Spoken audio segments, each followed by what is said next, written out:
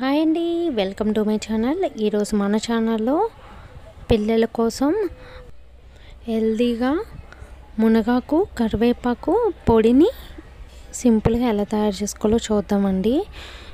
వారంలో 2-3 సార్లైనా ఈ పొడిని ఒక టేబుల్ స్పూన్ కొద్దిగా రైస్లో మిక్స్ చేసి పిల్లలకి ఒక ముద్దలో తినిపిస్తే పిల్లలకు కూడా చాలా మంచిదండి. ఇది ప్రాసెస్లోకి అయితే వెళ్ళిపోదాము. ముందుగా మునగాకు కరివేపాకుని శుభ్రంగా క్లీన్ చేసుకొని ఒక 3-4 సార్లు వాష్ చేసుకోవాలండి. తర్వాత ఎండ తగిలే ప్లేస్లో ఒక క్లాత్ కానీ ప్లేట్లో అయినా కానీ వేసుకొని ఈ విధంగా వేసుకోవాలండి. ఆకులు అనేవి బాగా డ్రై అవ్వాలి. ఇలా అయిన తర్వాత ఒక బౌల్లోకి తీసుకొని చూడండి, ఇలా పట్టుకోగానే అసలు వాటర్ కానీ ఏం లేదు.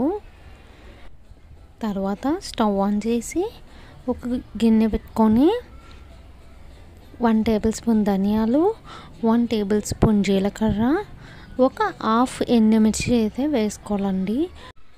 ఇది పిల్లల కోసం కాబట్టి నేను స్పైసీ అయితే తక్కువ వేస్తున్నాను అండి.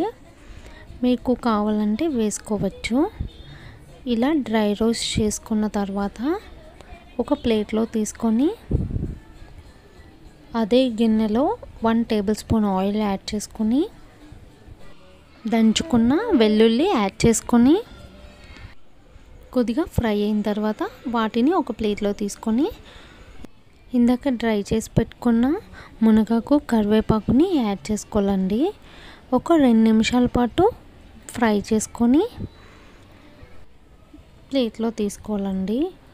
ఇవన్నీ కొద్దిగా చల్లారిన తర్వాత ఇప్పుడు మిక్సీ జార్ తీసుకొని ఇవన్నీ వేసి మెత్తగా పౌడర్లా గ్రైండ్ చేసుకోవాలండి.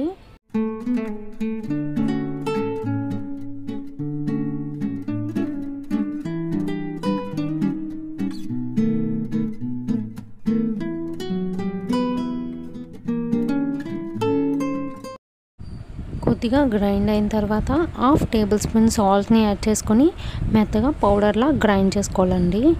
ఇలా గ్రైండ్ చేసిన పౌడర్ని ఒక బాక్స్లో కానీ స్టోర్ చేసుకుంటే చాలా రోజుల వరకు బాగుంటుందండి. ఈ రెసిపీ కానీ మీకు నచ్చినట్టయితే లైక్ చేయండి, షేర్ చేయండి, సబ్స్క్రైబ్ చేయండి.